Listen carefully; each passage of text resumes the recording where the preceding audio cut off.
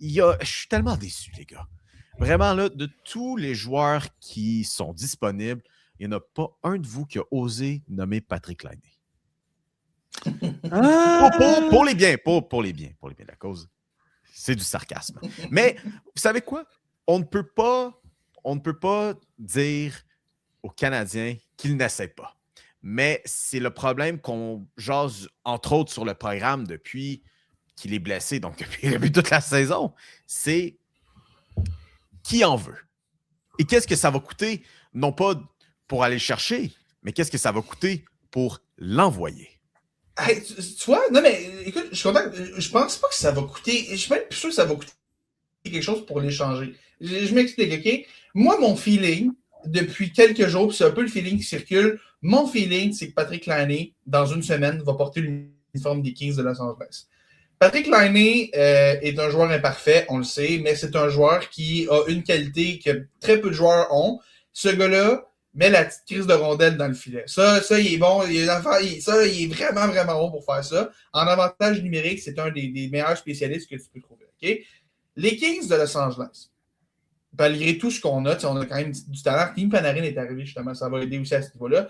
Les Kings de Los Angeles, on a en fait, il y a une seule équipe dans toute la LNH qui marque moins de buts qu'eux en moyenne par match depuis le début de la saison, les Devils du New Jersey. Les Kings sont 31e. L'avantage numérique des Kings est 27e de toute la ligue en termes de taux d'efficacité depuis le début de la saison. S'il y a une équipe en ce moment qui a besoin de punch offensif, c'est les Kings de Los Angeles. Et ça, ces chiffres-là, c'est sans compter le fait qu'on a perdu Kevin Fiala aux Jeux Olympiques, avec une blessure qui est vraiment, vraiment inquiétante. On vient de perdre Andrei Kuzmenko qui va se faire opérer au genou. Oui, Panarin, c'est beau, mais les Kings sont dans un mode aussi où est-ce qu'on veut y aller all-in cette année. C'est la dernière année d'Andy Kopitar, possiblement la dernière année de Drew Doughty aussi. Les Kings, vraiment, arrivent dans un mode où on a besoin de punch offensif, peu importe la manière d'où il vient. La défensive chez les Kings, on est correct. Darcy Kemper est solide, la défense, c'est bonne.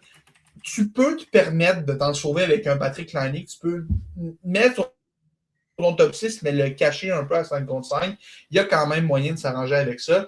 Moi, je vois un fit pour Patrick Laine avec les Kings. Et je pense que si le Canadien est prêt à retenir 50% du salaire de Laine, à 4,3 millions, et là, qui va être évidemment au prorata, parce que je sais que je le répète souvent sur le show, mais dans la LNH, la masse salariale est comptée au jour le jour. Fait. C'est pas parce que si tu échanges Patrick Laine demain matin, l'autre équipe n'est pas responsable de payer 8,7 millions ou 4,35 si le Canadien en retient la moitié. C'est au prorata du nombre de jours qu'il va jouer. Grosso modo, il va coûter à peu près 1 million de dollars à sa nouvelle équipe d'ici la fin de l'année. Donc, selon moi, j'ai l'impression que ça va attendre jusqu'à vendredi, selon moi, ce dossier-là, parce que on va vouloir clairement laisser le Canadien le payer le plus possible avant de l'envoyer là. Mais je pense que s'il y a une équipe en ce moment qui se dit bon, c'est pas super, mais c'est pas mal la meilleure option pour pas cher qu'on est capable d'avoir, Patrick Laine, selon moi, possiblement à 50% de son salaire retenu, va finir l'année dans l'uniforme des Kings de Los Angeles. Ça va être la fameuse transaction de 2h55, là, quand bon, regarde, fuck it, là, on n'a plus rien. Appelle Kent Hughes, là, dit qu'on lui donne son choix de 7e ronde là, pour l'année. D'après moi, c'est quelque chose comme ça que ça va donner. Pop, je te donne la parole tout de suite, Pop, mais dernier point sur les Kings, qui d'ailleurs là ont bougé cet après-midi, ce dimanche après-midi, en faisant un changement de garde derrière le banc. Donc, c'est maintenant DJ Smith qui va prendre la relève en tant qu'entraîneur-chef. DJ Smith, qui vous avez sûrement oublié pour des années très oubliables à Ottawa, les jeunes années de ce jeune groupe, mais aussi été assistant avec les Maple Leafs. Donc, a quand même aidé au développement d'un certain groupe de joueurs dans ces années-là. Il y avait Mitch Marner, il y avait Austin Matthews et William Nylander, je pense que c'est leur nom. Donc, il était assistant. C'est sûr qu'il a gagné une coupe avec autant de talent, voyons donc. Écoute, puis t'imagines-tu si cette équipe-là avait ajouté John Tavares à son prime? Imagine. Wow. Imagine. Mais ça va être folie, là. Ce n'est pas la discussion. Mais DJ Smith qui s'en va là. Donc, là, cette fois-ci, il va être avec pas le groupe le plus âgé en ce moment dans la Ligue nationale, mais il a tout qu'un défi. En tout cas, bonne chance de ce côté-là, Monsieur Smith. Mais Pop, Laine, qu'est-ce qui va se passer avec lui? Sais-tu, moi, il y avait une équipe, puis j'ai vu cette stats-là passer sur Twitter, puis on parle de l'Avalanche depuis tantôt. Savez-vous, l'Avalanche du Colorado, son pourcentage en avantage numérique est depuis le 1er janvier 2026? Mon Dieu, hein? Mais on l'a tous vu Moi, passer, je pense. moi, j'ai vu que c'est le. Hier, en faisant des recherches pour un texte, là, j'ai vu que je suis tombé en bas de ma chaise quand j'ai vu que l'Avalanche, que Nathan McKinnon, Martin Necas, Karl Makar, entre autres, a le pire avantage numérique de tout. C'est Je suis inconcevable. tombé en bas de ma chaise. L'Avalanche du Colorado, depuis le 1er janvier 2026, leur power play est en bas de 2%. C'est 2%! c'est Tu sais, c'est comme- épouvantable. C'est comme tu tombes en bas de ta chaise, mais tu traverses le plancher. Oh non, c'est Ouais, ça. ouais. Tu fais une commotion juste- en tombant. Fais juste imaginer Nathan McKinnon qui feed Patrick Linus l'avantage numérique. Ou Karl Makar, mettons, là.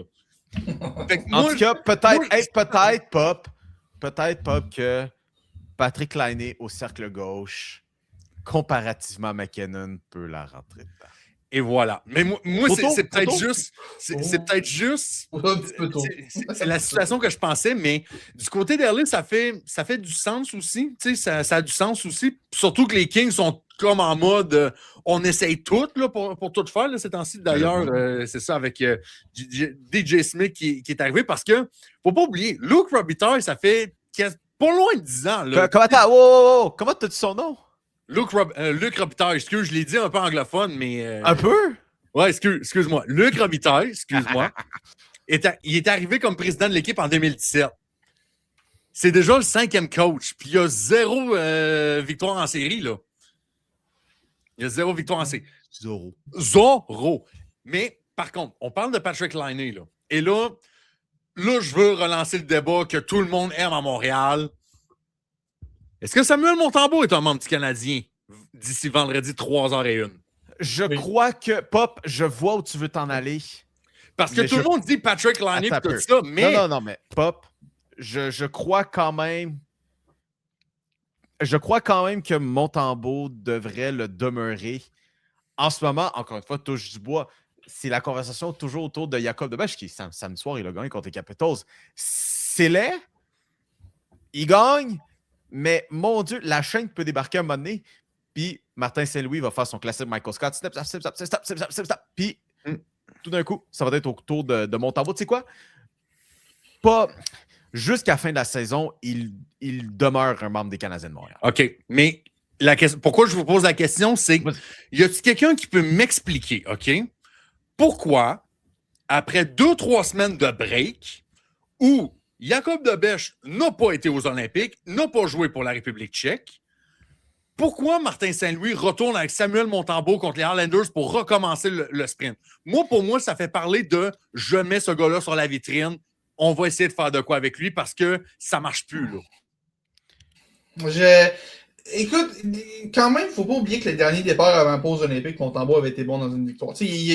D'après moi, on s'est dit, bon, le changement d'entraîneur a dû faire du bien, ça y a fait un petit reset, va avoir pris de la... Je pense qu'on s'est dit, c'est une belle occasion de tester si cette pause-là a fait du bien et tout. Puis, il ne faut pas oublier que pendant une bonne partie du match, ça allait. C'était pas exceptionnel, mais ça allait pendant une bonne partie. Ça a complètement dérapé en fin de match, là. Puis, c'est malheureusement un problème qu'on a vu trop souvent avec Montembeault cette année. Mais, d'après moi, c'est pour ça. Je pense qu'en ce moment, tout le monde s'entend que c'est Debesch le numéro 1 pour le moment. Puis, c'est celui qui va jouer le plus de matchs d'ici la fin de l'année. À moins, le seul monde, je reviens à ton idée d'échanger Montembeault, le seul monde dans lequel je vois que c'est une possibilité, c'est dans le, selon moi, très faible possibilité, la très faible possibilité d'un scénario dans lequel Jordan Binnington ou Sergei Bobrovsky s'amènent à Montréal d'ici vendredi. J'estime ce scénario-là à vrai moins d'1% de chance d'arriver. Moins d'1%? Mais dans... T'es raison. Non, Binnington ne fit pas avec Non, effectivement. Puis, tu sais, les gens sont pas contents que Montembeault cette année, là.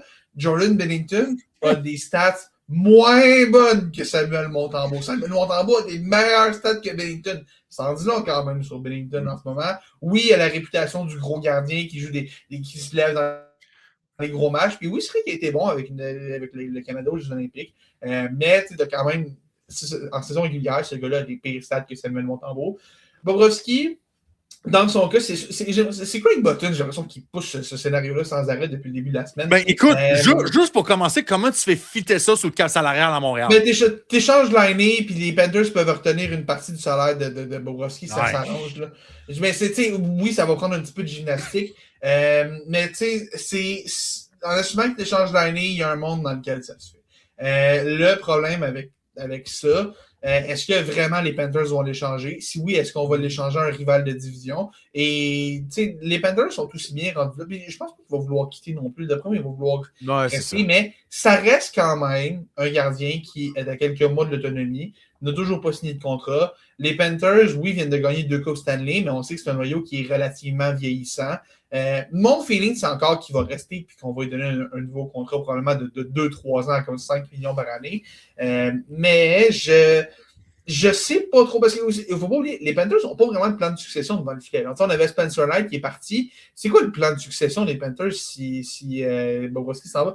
Oui, c'est un problème, même si Bobrovski reste, parce que Bobrovski n'est plus une petite jeunesse, là, mais il n'y a pas vraiment de plan pour 2026-2027, si on a ça. Fait que je vois pas vraiment Bobrovski quitter. Là. J'y crois encore moins que Bennington. L'autre nom que j'ai vu aussi, c'est Stuart Skinner. Mais est-ce qu'on veut vraiment Stuart Skinner? Oui, c'est beau, ça va bien pour lui à Pittsburgh. Mon feeling, oui, échanger Montembeault, c'est beau, mais pour remplacer par qui? C'est ça le problème. Il n'y a personne qui est vraiment disponible pour le remplacer. Puis, à moins que ton plan, c'est que Dobby joue tous les matchs jusqu'à la fin de l'année, ça va te prendre un numéro 2. Puis, Montembeault, oui, c'est pas facile, mais ça reste un gars qui connaît le système qui est là depuis longtemps. Je pense que je serais très surpris de ça. Ouais. Mais oublions ça de ce côté-là, je pense. Pour les gardiens de but, messieurs, ça va être le fun. Ça va être le fun à suivre ça. On va parler de hockey encore une fois dans 2 petites secondes, mais juste avant, là aussi, pour les gens qui écoutent ça, on a un petit problème avec TikTok. Là. On est un petit peu shadow ban parce qu'on a osé mettre la vidéo justement de Sergei Bobrovski qui va se battre durant c'était le match extérieur. C'était-tu le match extérieur? C'était pas Bobrovski, c'était Vasilevski. Non, c'était Vasilevski contre Swayman au match extérieur. Contre Swayman, gardien russe, Floride. Vous voyez où mon cerveau est. Bagarre, bref, des gardiens. Puis c'est drôle, on a un peu la misère à reach du monde depuis maudit TikTok. Hein? On adore TikTok. Alors, écoutez, aidez-nous donc à changer ça, à changer la trame narrative de notre compte TikTok. Venez nous suivre et regardez le beau contenu qu'on a.